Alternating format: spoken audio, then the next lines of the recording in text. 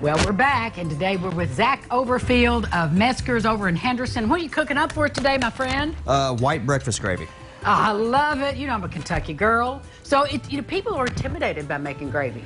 It's not hard, but a lot of people can mess it up. It's all about timing. So go for it. What do we start with? Okay, so first, medium heat. You want to take your bacon. I have a little bit of butter in here. So just take bacon and you want to get a light fry on it. The reason you're frying is to pull the fat out of it.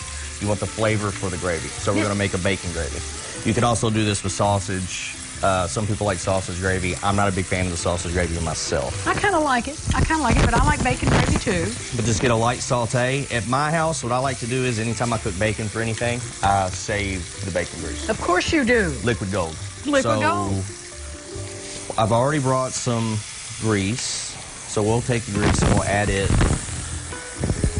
Now, how much grease? It depends on how much gravy you want to make? It depends on how much gravy you want to make.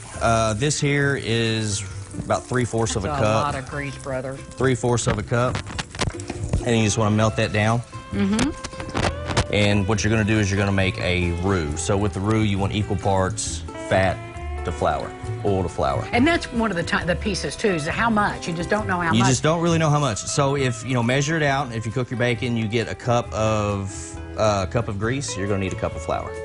And you're just shaking it in there, not sifting it in there. You're just throwing it in there, I just throw it in, eyeball it. Now, what if the grease had been cold? What would have happened? It'll clump up on you. Yeah. It won't melt. So you need your grease to be hot. And you got it. It's going smooth. And the longer you cook it, the darker your gravy's going to get. I love that.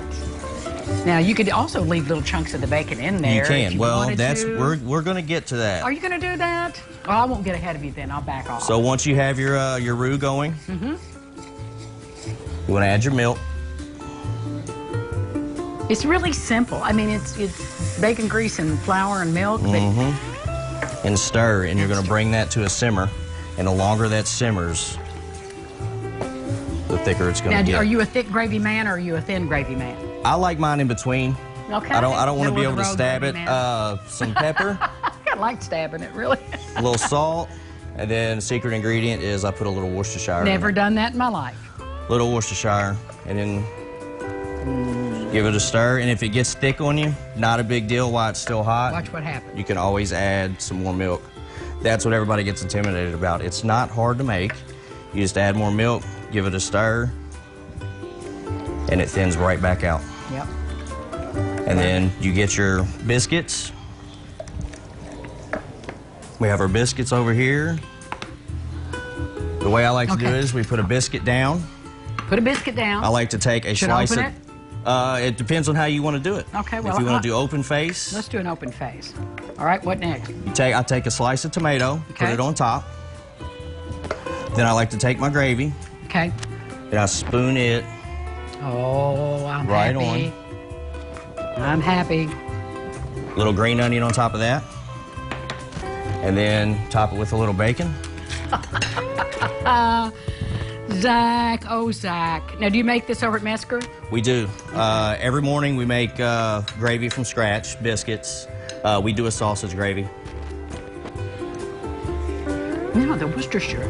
It brings another flavor to it. It was my great-grandmother's secret. That is so good. Now it's everyone's. This is so good and so wicked. Thank you, Zach. Check him out at Mesker. Thanks for being here. Yes, Biscuits and gravy made this old Kentucky girl happy. We'll be back. This portion of Lifestyles is sponsored by King's Great Buys Plus.